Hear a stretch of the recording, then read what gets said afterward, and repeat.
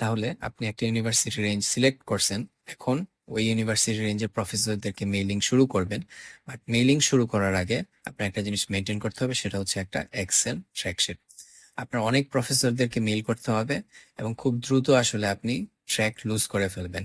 কোন প্রফেসরকে মেইল দিছেন, কোন প্রফেসরকে মেইল দিবেন ভাবছেন, কোন প্রফেসর মেইলের কি রিপ্লাই দিছে, ওই রিপ্লাই অনুযায়ী আপনার কবে ইন্টারভিউ, এই সেই হাবিজাবি অনেক কিছু মিলে খুব দ্রুত আসলে আপনি আর ট্র্যাক রাখতে পারবেন না। এই জন্য একটা এক্সেল ট্র্যাকশিট রাখা খুবই ইম্পর্টেন্ট। এক্সেল ফাইলটাতে অ্যাটলিস্ট এই 4টা জিনিস অবশ্যই মেনটেন করার চেষ্টা করবেন। সেটা হচ্ছে প্রফেসরের নাম, প্রফেসর ইউনিভার্সিটি, কবে মেল দিছেন এবং উনি যদি কোনো রিপ্লাই দিয়ে থাকে কি রিপ্লাই দিছেন।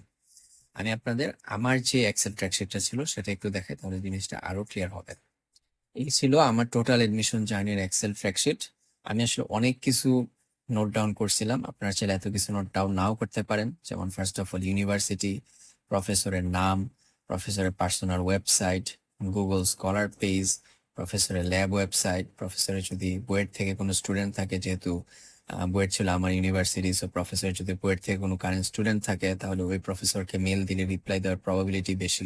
সো ওইটা আমি নোট ডাউন করছিলাম। তারপর প্রফেসরের কারেন্ট রিসার্চ ইন্টারেস্ট, ওনার মেইল অ্যাড্রেস, এবং অবভিয়াসলি কবে আমি মেইল দিছি, কবে আমি ফলো আপ দিছি অথবা ফলো আপ দেওয়া দরকার কিনা, উনি যদি কোনো রিপ্লাই দিয়ে থাকেন সেই রিপ্লাই, এবং কোনো স্পেশাল নোট যদি থাকে, অর্থাৎ যদি প্রফেসরের ওয়েবসাইটে বলা থাকে যে ওনার কোনো ওপেনিং আছে, সেগুলো আমি লিখে রাখতাম। আপনার এত কম্প্রিহেন্সিভ, এত বেশি কিছু না লিখলেও অ্যাটলিস্ট প্রফেসরের নাম, মেইলিং হিস্টোরি, কবে মেইল দিছেন এবং মেইল অ্যাড্রেস, এগুলো রাখার চেষ্টা করবেন। অলসো আমি আমার ইউনিভার্সিটি রেঞ্জের যে ইউনিভার্সিটিগুলো আছে সেই ইউনিভার্সিটি সম্পর্কে বেশ কিছু ইনফো একসাথে এখানে কালেক্ট করে রাখছিলাম। যেমন ইউনিভার্সিটিগুলোর ডেডলাইন কবে, এই জিনিসটা রাখা ইম্পর্টেন্ট এবং এই জিনিসটা আপনারা অবশ্যই রাখবেন। কারণ কি এক একটা ইউনিভার্সিটির ডেডলাইন এক একটা হয়। সো আপনি যদি লিখে না রাখেন তাহলে হয়তো আপনি আপনার ডিজায়ার্ড রেঞ্জের কোনো একটা ইউনিভার্সিটির ডেডলাইন হয়তো মিস করে যাবেন। সো এই জিনিসটা যেন না হয়, অবশ্যই আপনার টার্গেট রেঞ্জের ইউনিভার্সিটিগুলোর ডেডলাইনটা নোট ডাউন করে রাখবেন। অলসো আমি আরো কিছু রিলেভেন্ট ইনফরমেশন নোট ডাউন করে রাখছিলাম, যেমন ইউনিভার্সিটিগুলোর জিআরই রিকোয়ারমেন্ট আছে কিনা। আমি দেখছিলাম যে অলমোস্ট 2টা ইউনিভার্সিটি বাদে আর কোনো ইউনিভার্সিটি জিআরই রিকোয়ারমেন্ট ছিল না। সো এই জন্য আমি আলটিমেটলি ডিসিশন নেই যে জিআরই নিব না।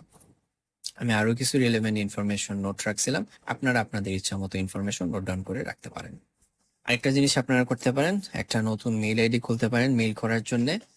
যেহেতু অনেক মেইল করতে হবে, পুরাতন মেইল আইডি থাকলে হয়তো জিনিসটা ক্লাম্বারসাম হয়ে যেতে পারে। নতুন মেইল আইডি একটা চাইলে খুলতে পারেন। এখানে অনেকের একটা ভয় থাকে যে নতুন মেইল আইডি খুলে মেইল দিলে প্রফেসরের স্প্যামে চলে যাবে কিনা। এই জিনিসটা আমি এক্সপেরিমেন্ট করে চেক আউট করছিলাম, না এটা হয় না। আপনি যদি নতুন জিমেল আইডি খুলে মেইল দেন, এটা স্প্যাম ফোল্ডারে যায় না, এটা প্রফেসরের ইনবক্সেই যায়।